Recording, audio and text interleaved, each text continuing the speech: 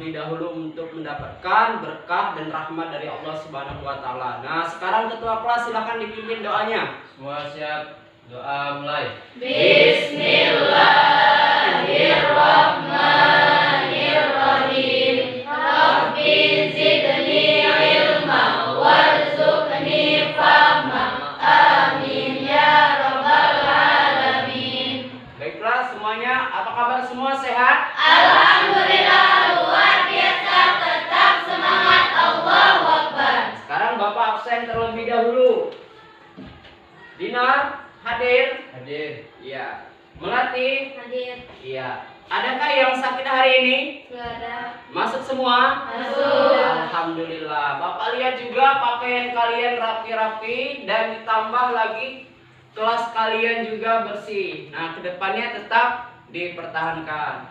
Baiklah anak-anakku semuanya, hari ini materi kita tentang sejarah penyebaran ajaran Islam di Indonesia. Kita akan belajar teori masuknya penyebaran ajaran Islam di Indonesia.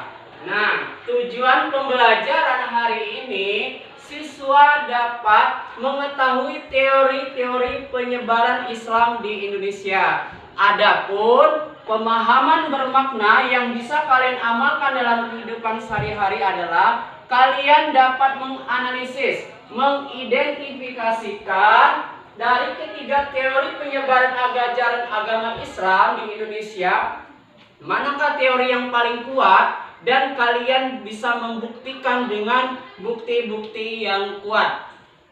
Ya. Baiklah anak-anakku semuanya, sebelum kita memulai pembelajaran tentang teori masuknya penyebaran Islam di Indonesia, Bapak punya pertanyaan untuk kalian. Pertanyaannya adalah, bagaimana caranya Islam bisa masuk ke Indonesia? Silakan, siapa yang bisa? Ya, Melati. Silakan Melati. Assalamualaikum warahmatullahi wabarakatuh. Waalaikumsalam warahmatullahi wabarakatuh. Perkenalkan, nama saya Melati. Di sini saya akan menjawab pertanyaan dari Bapak.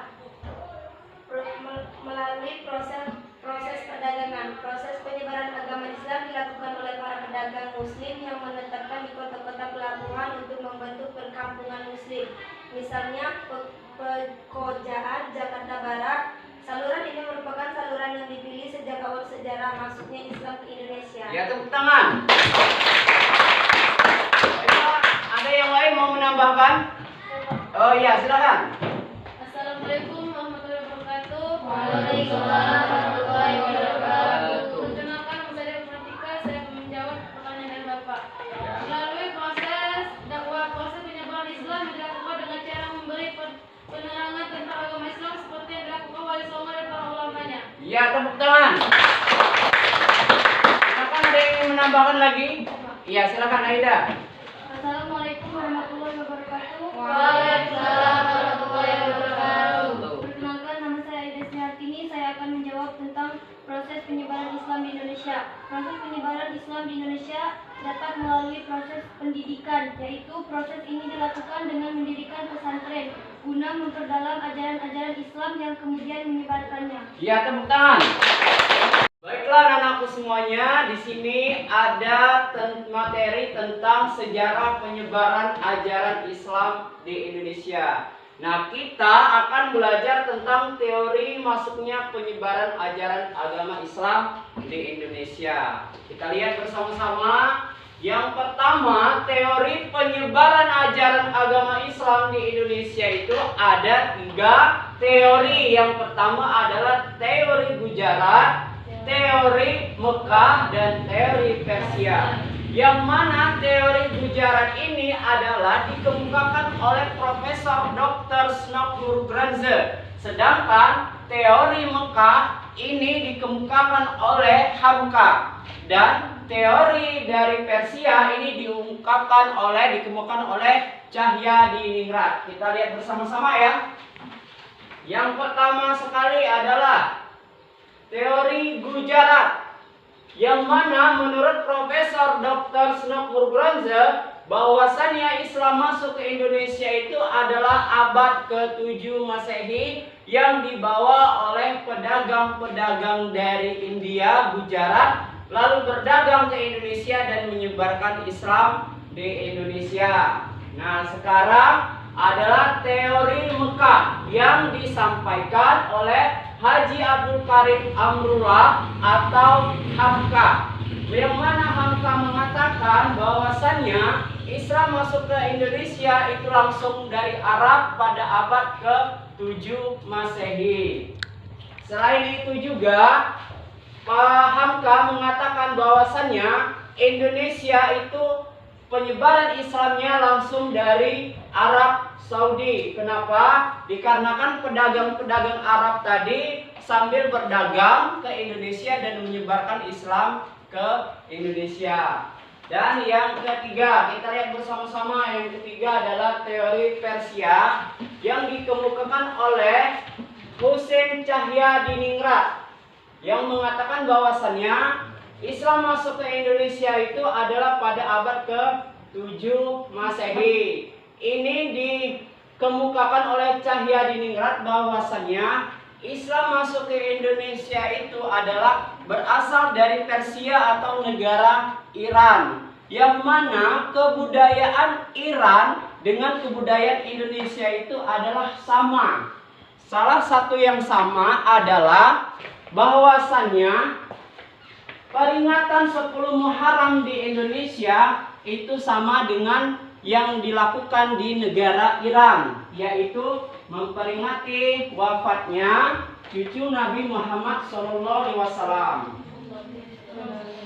Baiklah anak-anakku semuanya, setelah Bapak menjelaskan tentang 3 teori tadi, sekarang kalian berikan mencari informasi-informasi yang terkait dengan 3 teori ini, yang manakah teori yang paling kuat di antara 3 teori, yaitu teori Gujarat, teori Mekah, dan teori Persia. Dari ketiga teori ini mana teori yang paling kuat, dan kalian cari bukti informasinya disertai dengan bukti-bukti yang bisa menyatakan dari ketiga teori ini manakah teori yang paling kuat. Nah, sekarang kita bentuk kelompok. Satu kelompok itu terdiri atas 4-5 orang. Ya. Baiklah anak-anakku semuanya, sekarang kelompok 1 sudah terbentuk. Ini kelompok 1, kelompok 2, kelompok 3. Nah, sekarang akan Bapak berikan pertanyaannya tentang diskusi kita hari ini. Pertanyaannya adalah, silakan ditulis. Dari ketiga teori penyebaran ajaran Islam di Indonesia, ada teori Gujarat, ada teori Mekah, ada teori Persia. Yang manakah ketiga teori ini yang paling kuat penyebarannya di Indonesia, dan kalian buktikan dengan bukti-bukti yang kuat. Nah, setelah kalian menemukan bukti-bukti yang kuat, kalian presentasikan dengan kelompoknya, dan kelompok yang lain bisa menanggapinya. Silakan dikerjakan.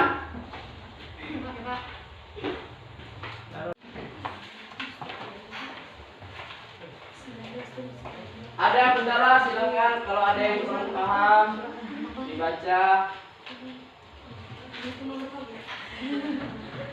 Bagaimana, tidak ada kendala? Ada Pak. Ya, silakan dicari. Ini ada kendala? Ya.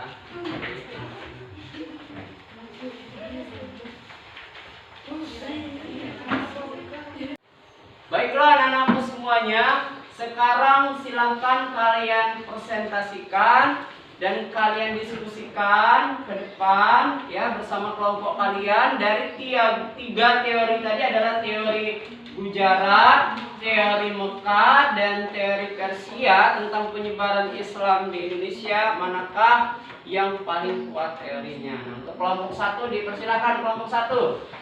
Assalamualaikum warahmatullahi wabarakatuh. Waalaikumsalam warahmatullahi wabarakatuh. Saya dari kelompok 1, saya akan menjawab pertanyaan Bapak bahwasannya teori yang paling kuat adalah teori Mekah. Buktinya, Buya Hamka menggunakan berita yang diangkat dari berita Cina. dinasti Tang sebagai acuan teori ini.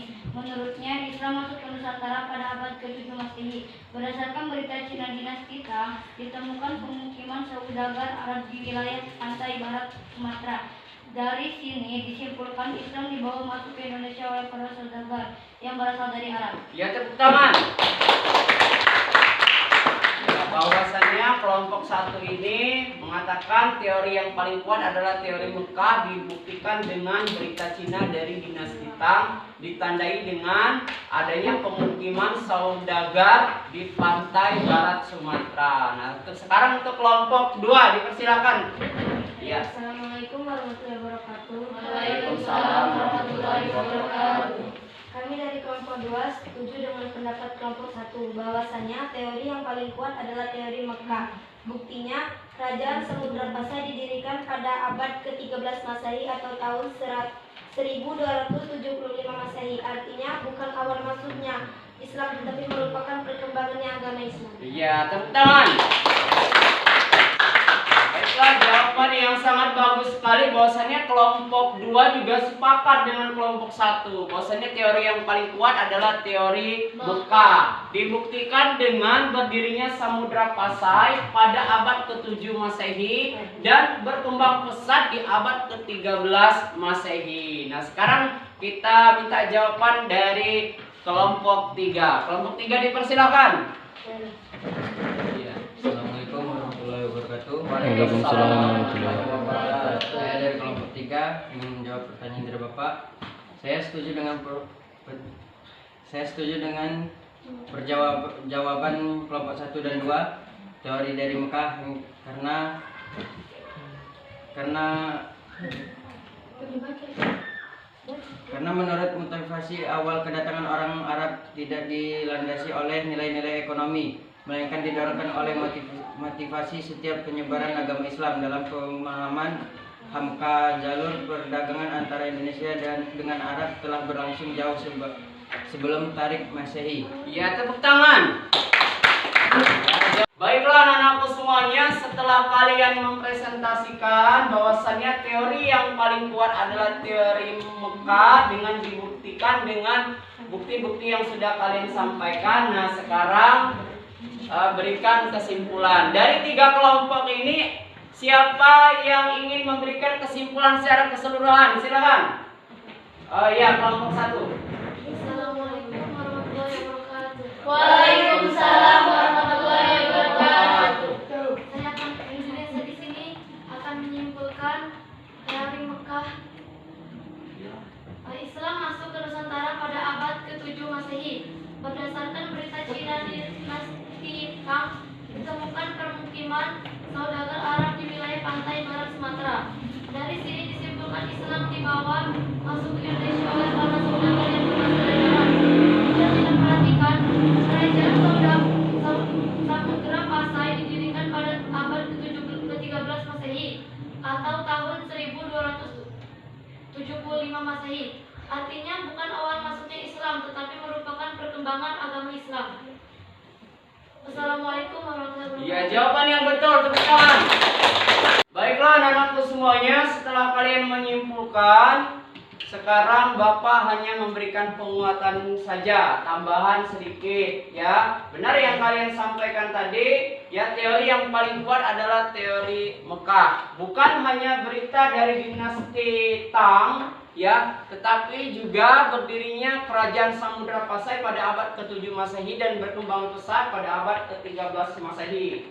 Bukan hanya selain itu saja, ternyata pedagang-pedagang Arab jauh sebelum Masehi sudah melakukan hubungan dagang ke Indonesia yang tujuannya bukan hanya untuk berdagang, tetapi juga untuk menyebarkan agama Islam di Indonesia, sehingga Islam di Indonesia sangat berkembang pesat dan diterima baik oleh masyarakat Indonesia. Baiklah anak-anakku semuanya, Bapak rasa cukup sampai di sini pembelajaran hari ini. Ada pertanyaan tidak? Tidak. Paham semua ya? Paham. Kasih tepuk tangan buat pembelajaran hari ini. Kalau tidak ada pertanyaan, minggu depan kita akan belajar melanjutkan materi ini tentang peran dan tokoh penyebaran Islam di Indonesia, serta kita bisa mengambil hikmah perjuangan dari peran tokoh penyebaran Islam di Indonesia.